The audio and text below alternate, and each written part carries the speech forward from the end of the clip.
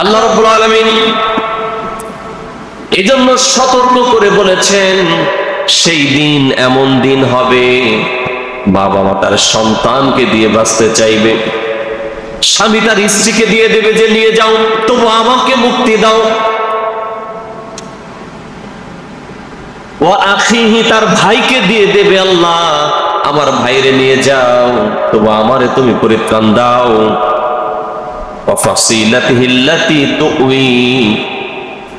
তার অভিভাবক যারা ছিল, যাদের কাছে সে আশ্রয় পেয়েছে, তাদের কাছে যাবে, আল্লাহ এদেরকে নিয়ে যাও, তারপরে আমার মুক্তি দাও।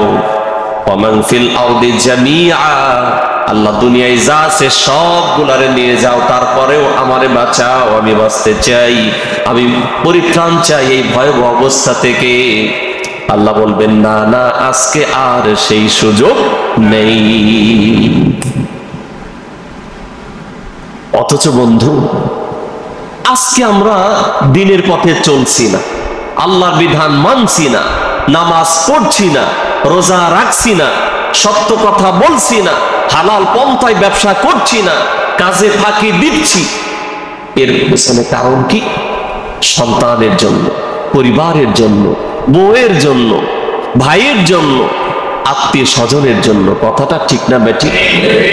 অথচ সেদিন তাদেরকে বিনিময় মুক্তিপণ হিসেবে দিয়ে হলেও চাই, আল্লাহ আমি বাঁচতে চাই, আল্লাহ আমি বাঁচতে চাই, আমি বাঁচতে চাই।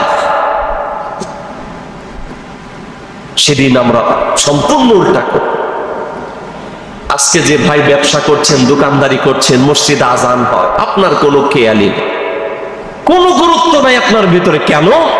এখান থেকে আপনি লাভ করবেন, সন্তানকে খাওয়াবেন, স্ত্রীরে খাওয়াবেন। অথচ আল্লাহ বললেন কোরআনে, এই সন্তান, এই স্ত্রী, এই ভাই, এই আত্মীয় স্বজন, এই পরিবার পরিজনকে দিয়ে হলেও সেদিন চাইবা, আল্লাহ এদেরকে জাহান্নামে দাও, আমারে তুমি মাফ করো। এই জন্য ভাই আসেন না, অন্তত নিজের বুঝটা নিজে বুঝতে শিখ, নিজের বুঝটা অন্তত নিজে বুঝতে শিখে। আসেন না, আল্লাহ তাআলা বুঝার তৌফিক দাও, বলেন আমিন।